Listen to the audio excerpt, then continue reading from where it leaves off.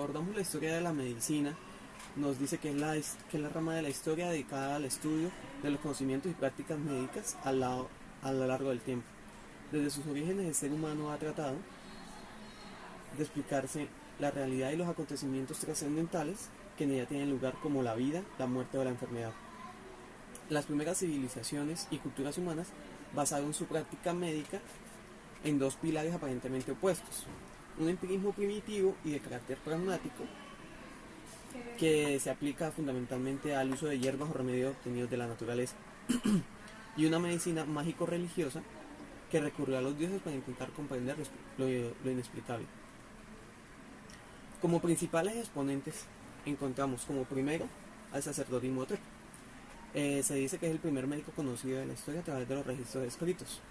Perteneció a la tercera dinastía del Antiguo Egipto y fue el fundador de la antigua medicina egipcia y el autor original del papiro de Edwin Smith. Se considera el papiro de Edwin Smith como la copia de varios trabajos anteriores y se cree que fue escrito en torno al 1600 a.C. Es un texto en donde se detallan curas, enfermedades, observaciones anatómicas y cirugías, y también describe con bastante detalle el examen diagnóstico y tratamiento y pronóstico de muchas enfermedades. El segundo que podríamos hablar sería Hipócrates. Hipócrates se dice que es el más famoso griego en cuanto a la medicina. Se considera el padre de la medicina moderna y da el nombre del juramento hipocrático, que pronuncian aquellos que acaban de licenciarse en medicina.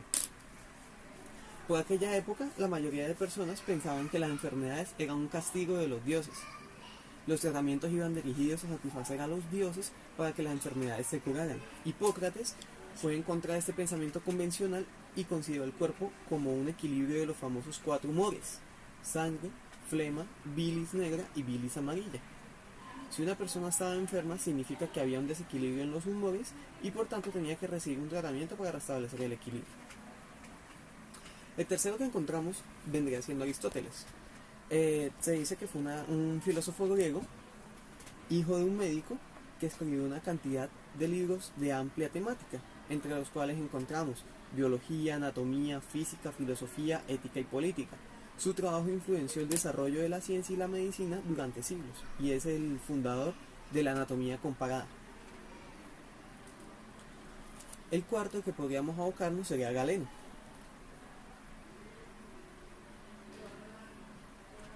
Nos cuentan que en el momento en el que los romanos vencieron a los griegos, esto hizo que muchas de las ideas sobre el cuidado de la salud se extendieran por todo el Imperio Romano.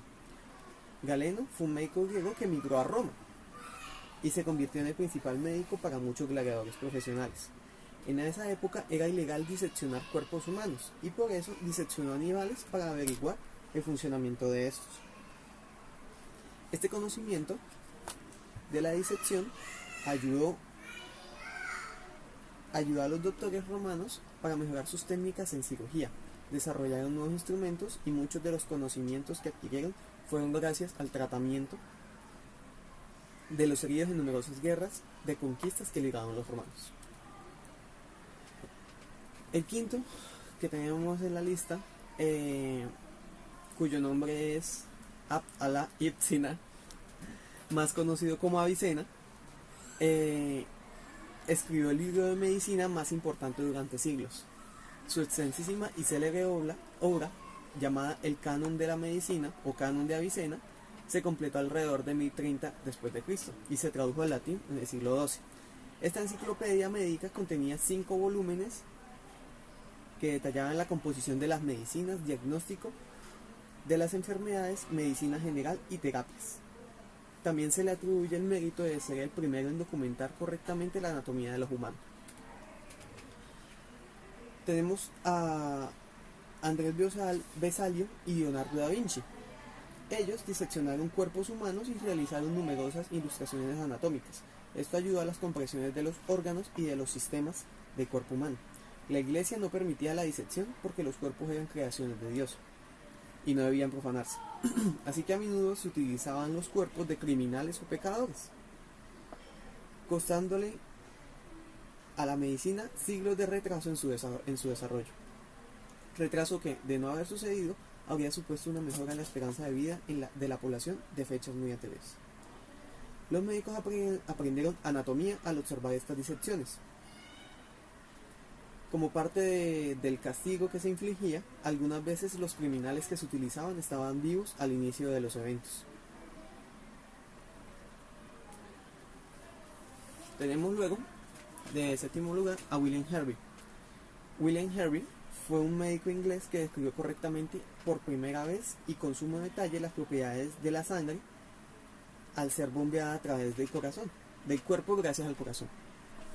Además distinguir arterias y venas, rechazando así de una vez por todas las teorías clásicas.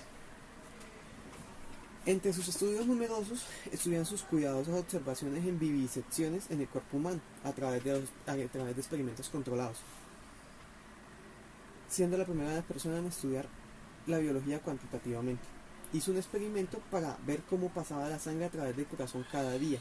Con ese experimento estimó la capacidad del corazón, cuánta sangre es expulsada en cada latido y la cantidad de veces que el corazón latía cada media hora. Distinguió la circulación pulmonar de la circulación sistémica y descubrió la presencia de válvulas en las venas. Luego tenemos a Edward Jenner. Jenner trabajó como doctor en Inglaterra. En su época la viruela se trataba de una seria enfermedad y a menudo resultaba mortal. Fue la simple observación de que las lecheras normalmente no contraían la viruela lo que llevó a pensar que el hecho de contagiarse de la viruela vacuna, una enfermedad similar a la viruela, las protegía de ella. Jenner probó esta teoría al inocular a un tipo llamado James Phipps, un niño. Le inyectó el contenido de ampollas de la viruela vacuna de la mano de Sarah Nelms, una lechera que había contraído esta enfermedad de una vaca llamada Blossom. Jenner inoculó a Phipps la pus de la viruela en ambos brazos. Esto le produjo fiebre y algo de malestar, pero no una gran enfermedad. Más tarde inoculó a Phipps la viruela y no se produjo ninguna enfermedad, lo que comprobó varias veces antes de informarlo públicamente. Y así es como Edward Jenner descubrió la vacuna, cuyo nombre proviene precisamente de la vaca, haciendo referencia al papel que tuvieron en su descubrimiento. Como noveno lugar tenemos a una mujer que se llama Florence Nightingale. Se dice que es la enfermera más famosa hasta el momento, inspirada por lo que ella pensó que era una llamada divina. La enfermera Nightingale decidió dedicarse a la enfermería, lo que le implicó luchar contra los roles establecidos como mujer que le habían sido asignados.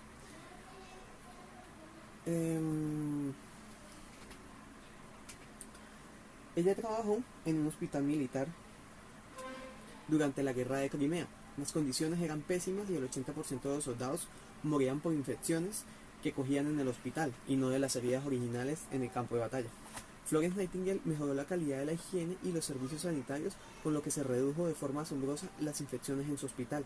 La mortalidad descendió de un 40% a un 2%. Cuando volvió de la guerra, Florence Nightingale se embarcó en una campaña para modernizar y mejorar los hospitales. Promovió la profesión de la enfermería como la conocemos hoy día y fundó una escuela. El diseño hospitalario y la práctica de la enfermería que defendía aún pueden verse en la actualidad. Como décimo exponente tenemos a Louis Pasteur, un químico y biólogo francés que fundó la ciencia de la microbiología. Comenzó estudiando, investigando los procesos de fermentación del vino y la cerveza y descubrió la existencia de las bacterias que interferían en el proceso. Aplicó las conclusiones de su estudio a la causa y desarrollo de enfermedades y demostró la teoría de gérmenes como causantes de las mismas. También desarrolló varios tipos de vacunas efectivas en animales y la vacuna a la rabia en humanos. Fue creador de la pasteurización, un proceso por el cual, a través de la aplicación de calor durante un breve periodo de tiempo, los microorganismos morían sin que los alimentos en los que se encontraban quedaran dañados en el proceso. La utilización de este método, junto con muchas variantes, aumentó la calidad y la seguridad de los alimentos y es empleado actualmente tanto en la industria alimenticia como en algunos ámbitos de estudio microbiológico. Luego tenemos a Robert Koch. Fue un médico alemán que junto a Pasteur fue uno de los defensores de la teoría de los gérmenes como causantes de enfermedades. Descubrió el bacilo de la tuberculosis, también llamado el bacilo de Koch. Desarrolló sin saberlo un método para diagnosticar la tuberculosis, la tuberculina. Un hecho que él consideró al principio un fracaso, puesto que su idea era que la tuberculina funcionara como una vacuna. También descubrió el bacilo causante del cólera y formuló 4 postulados sobre la causa de las enfermedades bacterianas y demostró la existencia de varias bacterias causantes de las infecciones en heridas. Tenemos a Joseph Lister. Joseph Lister fue un cirujano inglés que promovió la idea de la cirugía estéril mientras trabajaba en la Enfermería Real de Glasgow. En su época, la explicación para la infección de las heridas era que los tejidos expuestos se dañaban por compuestos químicos del aire o por polución del aire. No existían instalaciones para lavarse las manos o para limpiar las heridas de los pacientes, e incluso se consideraba innecesario para un cirujano lavarse las manos antes de operar a un paciente. Lister, a través de la lectura de los artículos de Pasteur, llegó a la conclusión de que la única forma viable para combatir a los microorganismos era a través de compuestos químicos. Así que introdujo con éxito el ácido carbólico, también llamado fenol, para esterilizar los instrumentos quirúrgicos y para limpiar las heridas, lo que hizo que disminuyeran de forma espectacular las infecciones y las gangrenas. También hizo que los cirujanos llevaran guantes limpios y que se lavaran las manos antes y después de las operaciones con soluciones de un 5% de ácido carbólico. Conforme la teoría de los gérmenes en las enfermedades iba siendo cada vez más aceptada, fue cada vez más obvio que la mejor forma para evitar la infección era evitar que las bacterias se introdujeran en las heridas en primer lugar. Y así surgió la cirugía estéril, considerando a Lister como el padre de la antisepsis moderna.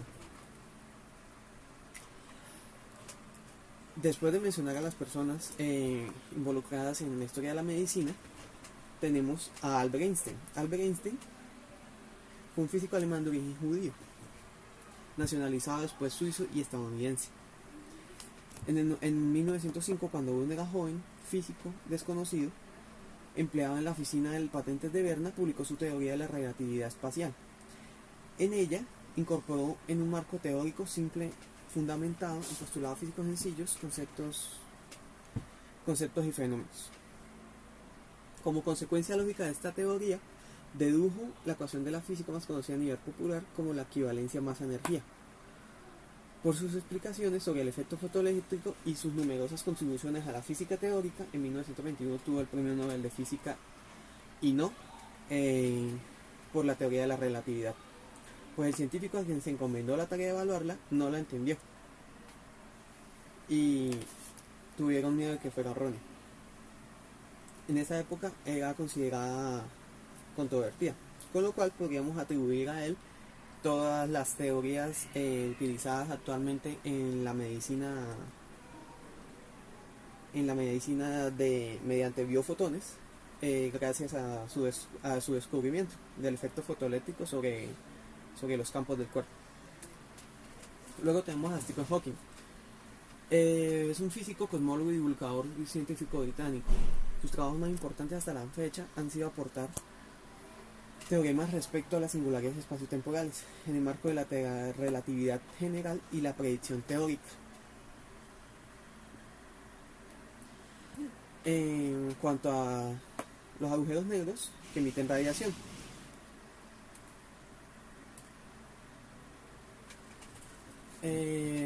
podríamos decir que sus implicaciones en la medicina se deberían a cómo las radiaciones, a cómo hay radiaciones naturales en todo el espacio, inclusive en el cuerpo humano, y cómo estas afectan las enfermedades y cómo estas también pueden ser utilizadas en su tratamiento.